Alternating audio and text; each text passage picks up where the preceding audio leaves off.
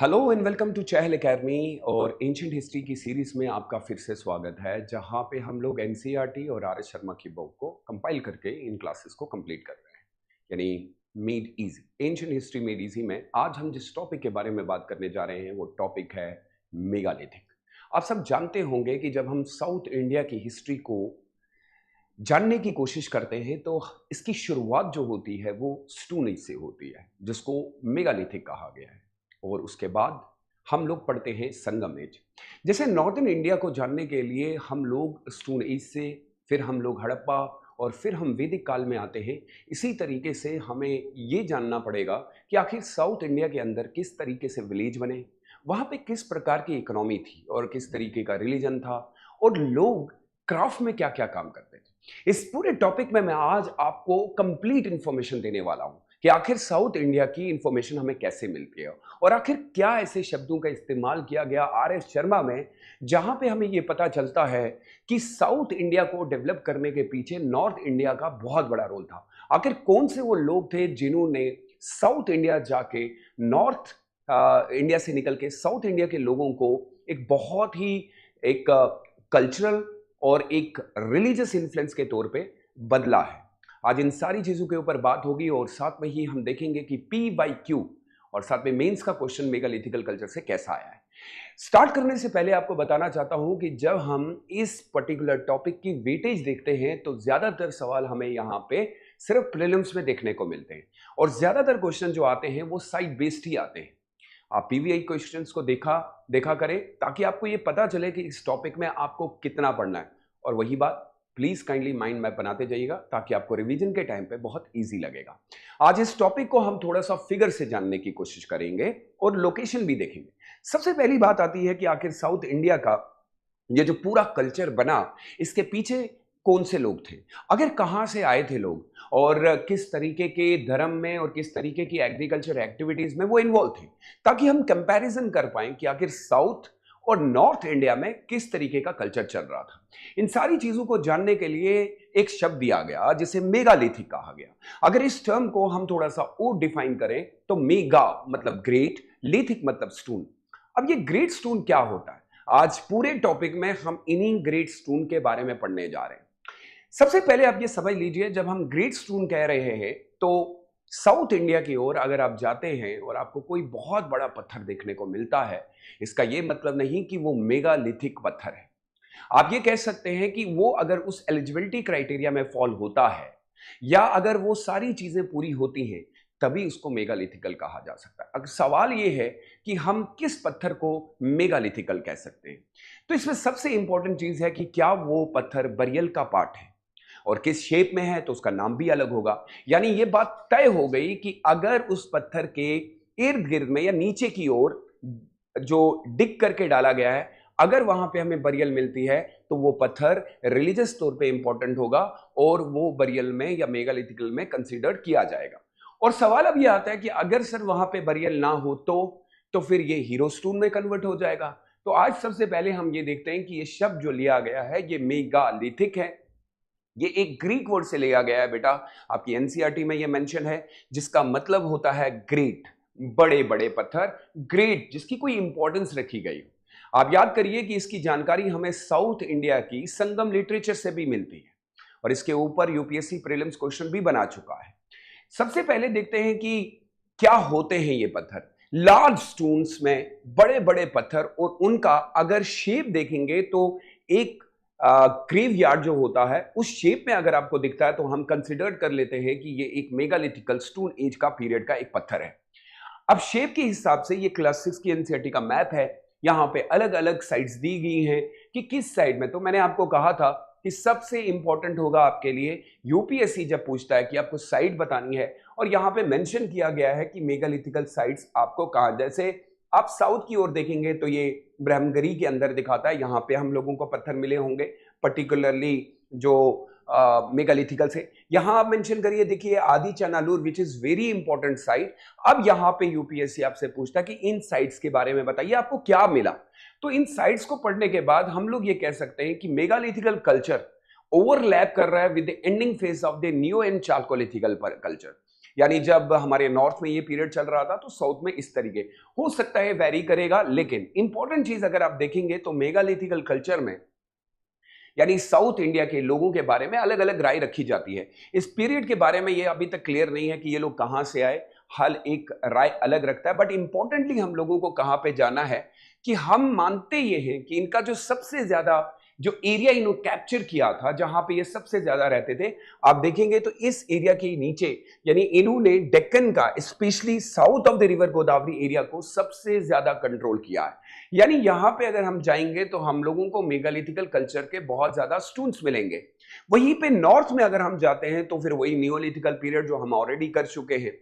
इस सारी चीजों से ये साबित हो गया और यही एक वो सिविलाइजेशन बनी जो बाद में संगम एज क्रिएट हुआ। फिर उसके बाद आप सब जानते हैं चोला, चेरास, पांड्याज और बड़े बड़ी डायनेस्टी जो है वो साउथ से निकली।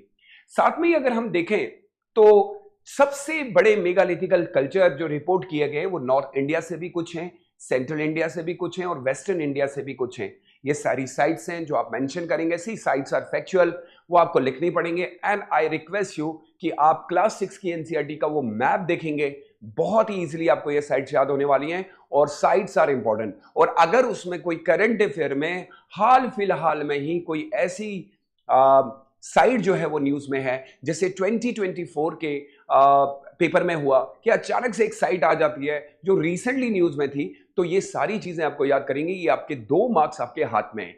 इसके अलावा अगर आप देखेंगे तो हमारे पास 2 तरह की बरियल्स होती हैं, ये आपको याद रखना पड़ेगा। एक प्राइमरी बरियल है, एक सेकेंडरी बरियल है।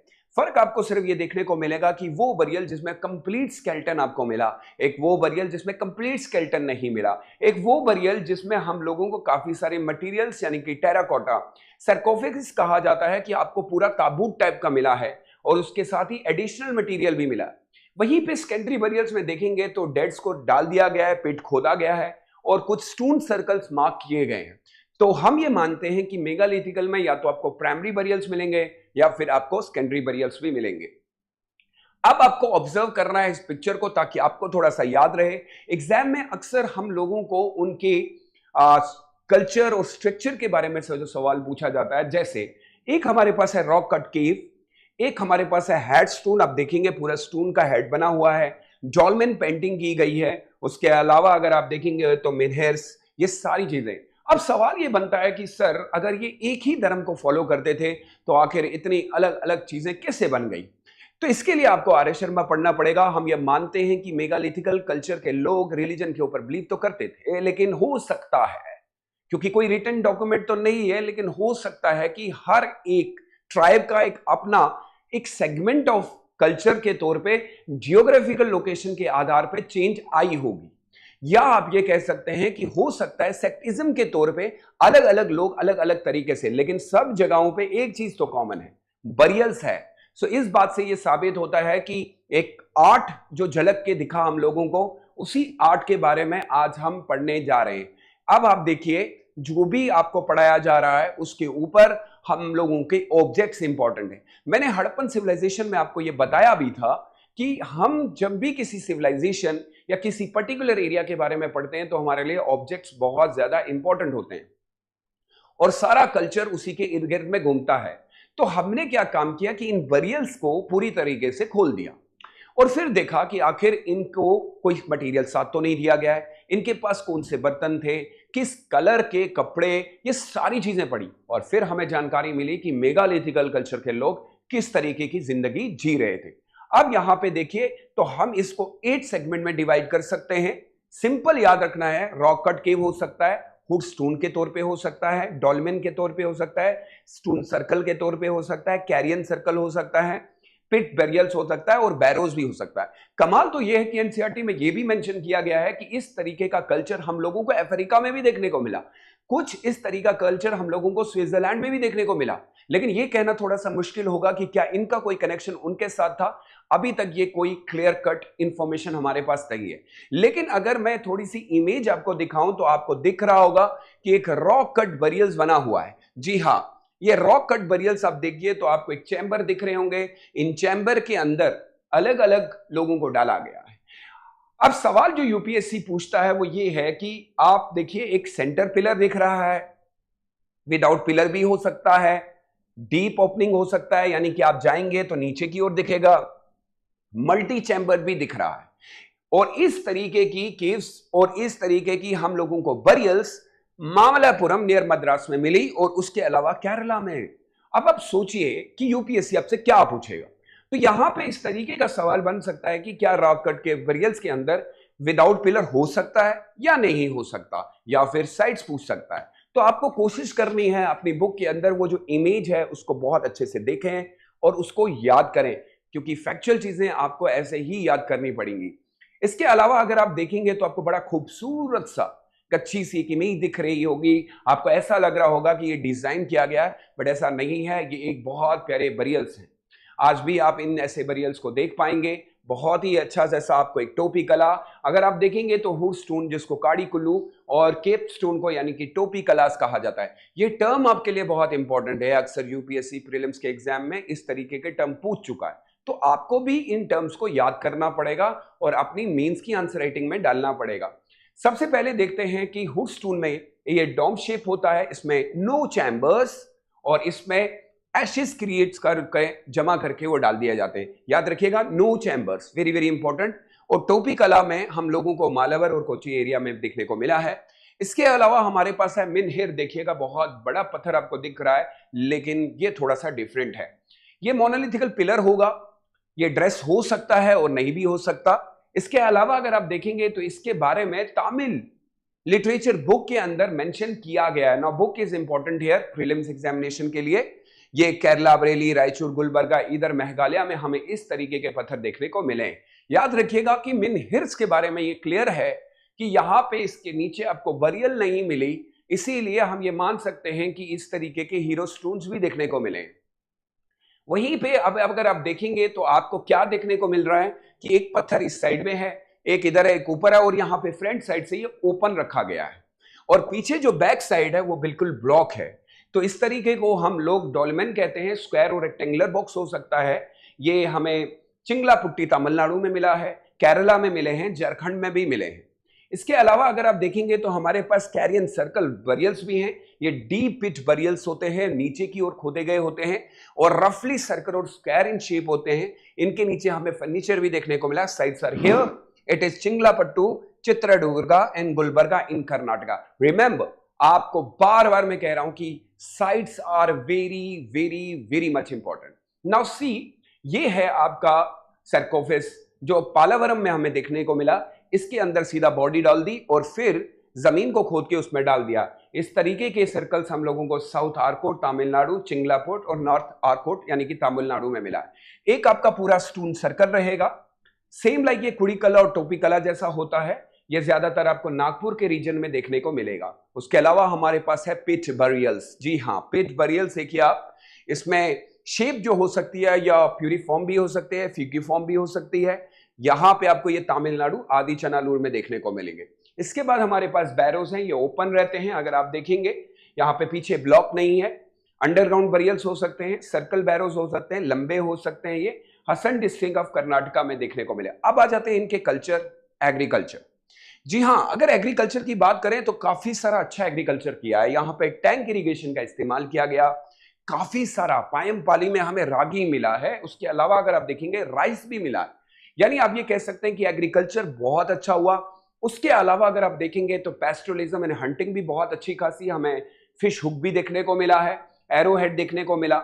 इसके अलावा मेटल्स का भी इसने इस्तेमाल किया है। ये सारी जानकारी हमारे लिए इंपॉर्टेंट है, क्योंकि जब तक आप उनको आर्ट एंड कल्चर नहीं बताएंगे वो ये नहीं समझ पाएंगे कि क्या आपने मेगालिथिकल के बारे में क्या सीखा है। इन्होंने सर वुड का इस्तेमाल किया, जो ब्रह्मगिरी एंड मास्की में हमें मिला।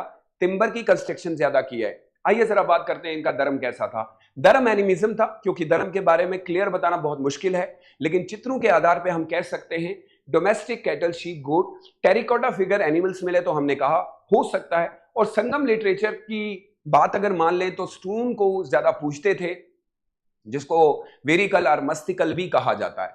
पॉलिटी हमें कोई जानकारी नहीं मिली, लेकिन संगम लिटरेचर से तो इस तरीके की बातें समझ में आती हैं कि एक ग्रेट सन हुआ करता था जिसको राजा कहते थे, और राजा को अगर आप देखेंगे तो उसको पर्सनल और कल्चरल रिसोर्सेज के ऊपर हक हुआ करता था। नाटुकुल एक स्टोन बनाया जाता था जब राजा मर जाता था उसकी याद में।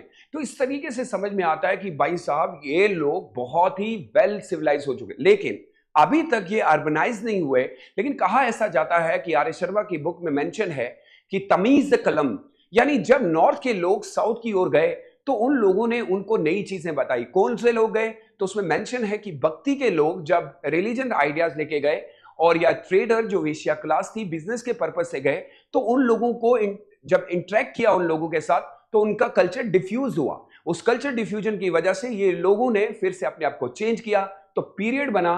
फिर हमें याद है कि साउथ ने बहुत डेवलपमेंट की, लेकिन इस समय के पीरियड के अंदर ही हमें पता चलता है फिर बाद में चोलास, चेरास और पांड्या जैसी एक बहुत बड़ी डायनेस्टीज हमें देखने को मिली। होपफुली आपको ये क्लास बहुत अच्छी लगी होगी। नेक्स्ट क्लास में हम संगम लिटरेचर के बारे में पढ़ेंगे, और मुझे उम्मीद है कि इस सीरीज से आपके सारे डाउट्स भी क्लियर होंगे। So stay safe and stay blessed. See you in the next class. Till then, bye bye.